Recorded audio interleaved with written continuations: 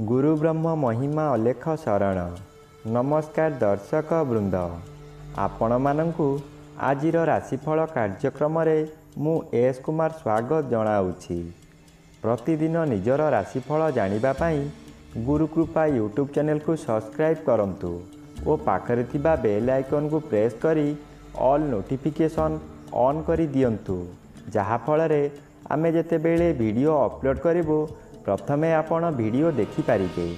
आमर यही वीडियो रे आपण संपूर्ण पंचांग सहित मेष ठारू मीन पर्यंत 12 गोटी राशिर राशिफल विषय रे जानि पारिबे। वीडियो को दया करी शेष पर्यंत देखंतु।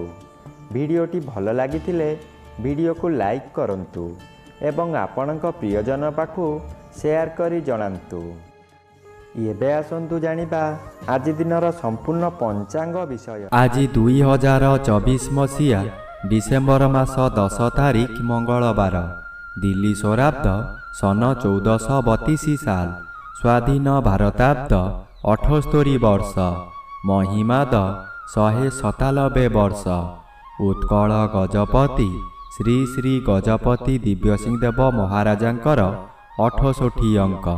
सौरस्व मार्गशीर मास 25 दिन, चांद्रमते मार्गशीर शुक्ल पक्ष दशमी तिथि, रात्रि 12 घंटा 25 मिनिट पर्यंत। आजिर सूर्योदय विरजा क्षेत्र को 6 घंटा 12 मिनिट, बिछा लग्न 4 दंड 26 लिता गते उदय। आजिर सूर्यास्त विरजा क्षेत्र को 5 घंटा 2 मिनिट, वृष लग्न 3 दंड 59 लिता गते अस्त। आज मीनचंद्र 60 दंड, उत्तराभाद्र नक्षत्र दिबा 11 घंटा पर्यंत। आज जन्मित शिशुर मीन राशि विप्रवर्ण नरगण, दिबा 11 घंटा गते देवगण।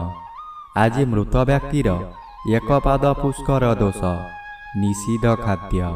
आज कलम भोजन निषेध अटे। आजिर अमृत योग प्रातरु दिबा 7 घंटा 1 मिनिट मध्ये, दिबा 7 घंटा 48 मिनिट गते 1 घंटा 48 मिनिट मध्ये, रात्रि 7 घंटा 26 मिनिट गते 8 घंटा 13 मिनिट मध्ये, रात्रि 9 घंटा 33 मिनिट गते 11 घंटा 29 मिनिट मध्ये, रात्रि 1 घंटा 5 मिनिट गते 2 घंटा 41 मिनिट मध्ये एवं शेष रात्रि 3 घंटा 16 मिनिट गते 5 घंटा 4 मिनिट मध्ये। आजिर महेन्द्र योग अस्तरु रात्रि 7 घंटा 31 मिनिट मध्ये। आजिर काल बेला दिबा 2 घंटा 6 मिनिट गते अपराह्न 4 घंटा मध्ये। आजिर बार बेला दिबा 8 घंटा 6 मिनिट गते पूर्वाह्न 10 घंटा मध्ये। आजिर काल रात्रि रात्रि 7 घंटा 56 मिनिट गते 8 घंटा 51 मिनिट मध्ये। आजिर राहु काल अपराह्न 3 घंटा ठारू 4 घंटा 30 मिनिट मध्यरे। आज धनु राशिर घात चंद्र दिबा 11 घंटा गते बिछा राशिर घात नक्षत्र, बिछा राशिर घात तिथि, मकर राशिर घात बार। प्रिय बंधुगण, एबे आसंतु जानिबा मेष ठारू मीन पर्यंत 12 गोटी राशिर राशिफल विषय रे। राशिचक्रर प्रथम राशि मेष राशि। आज मेष राशि जन्मित व्यक्ति मानक सकाशे द्वादश चंद्र बाधा प्राप्त अछंती। अशुभ फल मिलिब नाही, दुश्चिंता मनरू हटिजिब, उत्तम आय हेब, अर्थ कारोबार रे उन्नति आसीब, जुआ लटेरी रे भाग नेई उन्नति करिबे, मन खुशी रे बहु तीर्थ स्थान को गमन करिबे। अष्टम रवि बाधा प्राप्त अछंती। अशुभ फल कम मिलिब, पेट गंडगोल होई कष्ट पाइले मध्य अन्य सकाशे चिंता करिबे। एबे आसंतु जानिबा राशिचक्रर द्वितीय राशि वृष राशि विषय रे। आज वृष राशि जन्मित व्यक्ति मानक सकाशे सप्तम रवि बाधा प्राप्त अछंती। अशुभ फल प्रदान करिबे नाही। एकादश स्थान रे चंद्र गोचर करुछंती, शुभ फल प्रदान करिबे। आपण जेउ व्यक्ति को चाहुतुले आज तांको सहित साक्षात आलोचना होई ବହୁ ସଫଳତାର ପାହାଚ ଉତ୍ତୀର୍ଣ୍ଣ ହେବେ। ପରିବାର ମଧ୍ୟରେ ସ୍ୱାଦିଷ୍ଟ ଭୋଜନ ପ୍ରସ୍ତୁତ କରିବା ସହିତ ଅତିଥି ବନ୍ଧୁମାନଙ୍କୁ ନିମନ୍ତ୍ରଣ କରି ଆପ୍ୟାୟିତ କରିବେ। ଏବେ ଆସନ୍ତୁ ଜାଣିବା ରାଶିଚକ୍ରର ତୃତୀୟ ରାଶି ମିଥୁନ ରାଶି ବିଷୟରେ। ଆଜି ମିଥୁନ ରାଶି ଜନ୍ମିତ ବ୍ୟକ୍ତିମାନଙ୍କ ସକାଶେ ଷଷ୍ଠର ବି ବାଧାପ୍ରାପ୍ତ ଅଛନ୍ତି, ଶୁଭ ଫଳ ମିଳିବ ନାହିଁ। କିନ୍ତୁ ଦଶମ ସ୍ଥାନରେ ଚନ୍ଦ୍ରଗୋଚର କରୁଛନ୍ତି, ଶୁଭ ଫଳ ପ୍ରଦାନ କରିବେ। ଆପଣ ଆଜି ବହୁ ବଡ଼ ବଡ଼ କାମ ଖୁବ୍ ସହଜରେ କରିପାରିବେ। ଉଚ୍ଚ ସମ୍ମାନର ଅଧିକାରୀ ହୋଇପାରନ୍ତି। ପୂର୍ବରୁ ଯାହା ଚାହୁଁଥିଲେ ତାହା ଆଜି ପୂରଣ କରିବାରେ ସଫଳ ହେବେ। ଆପଣଙ୍କ କାର୍ଯ୍ୟ ଦେଖି ସାଥୀ କର୍ମଚାରୀମାନେ ଆପଣଙ୍କୁ ଅନୁକରଣ କରିବେ ଓ ସଫଳତାର ସୂତ୍ର ଶିକ୍ଷା କରିବେ। ଏବେ ଆସନ୍ତୁ ଜାଣିବା ରାଶିଚକ୍ରର ଚତୁର୍ଥ ରାଶି କର୍କଟ ରାଶି ବିଷୟରେ।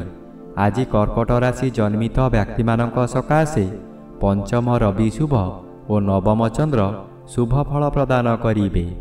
ନବମ ଚନ୍ଦ୍ର ଶୁଭ କର୍ମ କରାଇବ। ଆପଣ ଯେଉଁ କର୍ମ ପୂର୍ବରୁ ଆରମ୍ଭ କରିଥିଲେ ସେ କାର୍ଯ୍ୟ ଏହି ସମୟରେ ପୂରଣ ହୋଇଯିବ। ପୂଜାପାଠ ଓ ଗୁରୁ ଭକ୍ତିରେ ମନୋନିବେଶ କରିବେ। କୌଣସି ଅନୁଷ୍ଠାନରେ ବହୁ ଆର୍ଥିକ ସାହାଯ୍ୟ କରିପାରନ୍ତି। ବିଭିନ୍ନ ମହଲରୁ ପ୍ରଶଂସା ମିଳିବ। ପରିବାରର ଗୁରୁଜନମାନେ ଆଶୀର୍ବାଦ କରିବେ। ଦୈବୀ କୃପା ଠିକ୍ ସମୟରେ ମିଳିବ।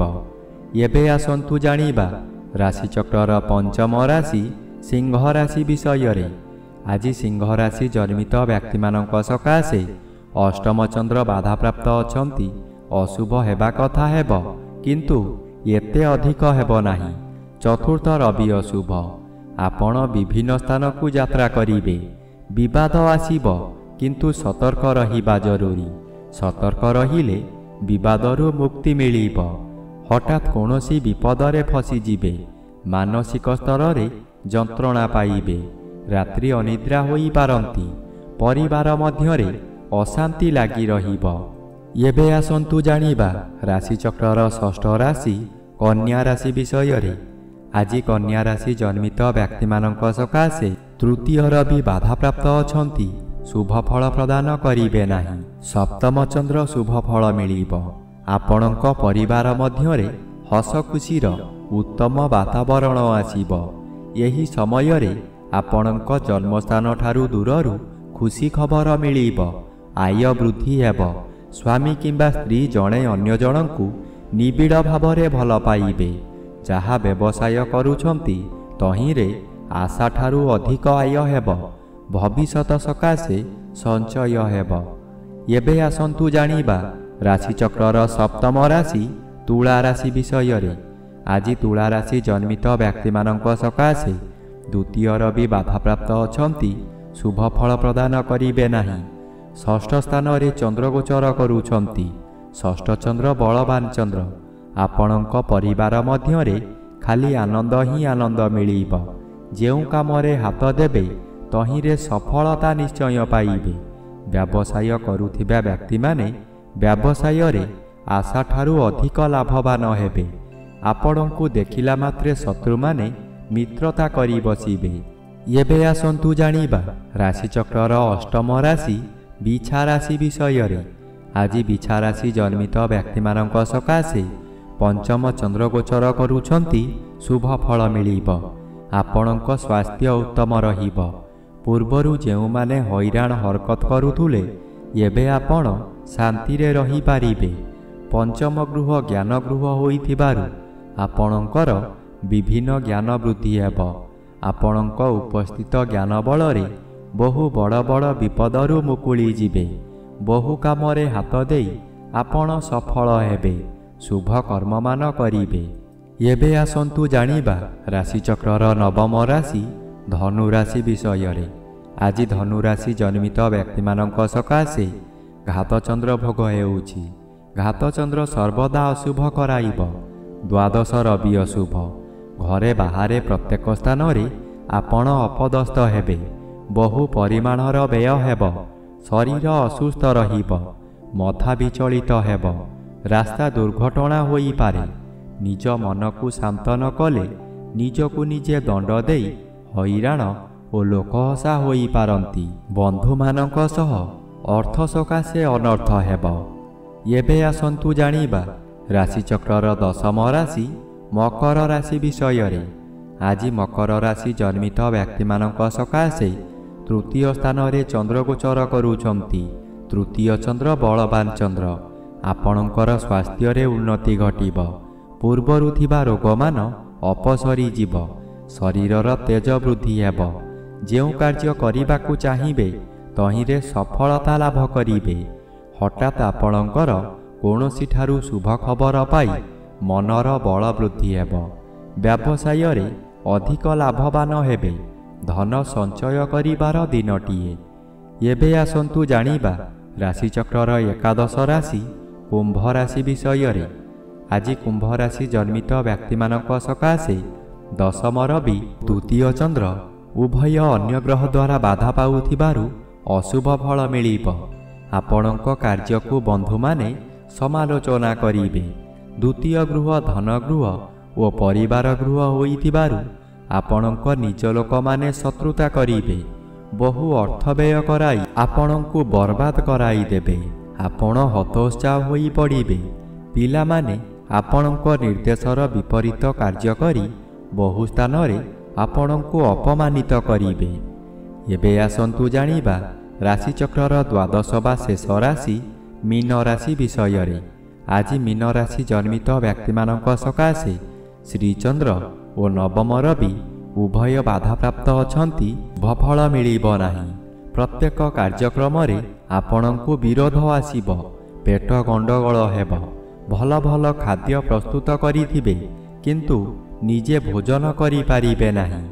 ନୂତନ ପୋଷାକ ଆଣିଥିବେ କିନ୍ତୁ କୌଣସି କାରଣରୁ ଆପଣ ଅନ୍ୟ ସ୍ଥାନକୁ ଯାତ୍ରା କରିବେ ତାହା ପରିଧାନ କରିପାରିବେ ନାହିଁ। ଦିବସ ସାରା ଖାଲି ଦିବା ସ୍ୱପ୍ନ ଦେଖିବେ।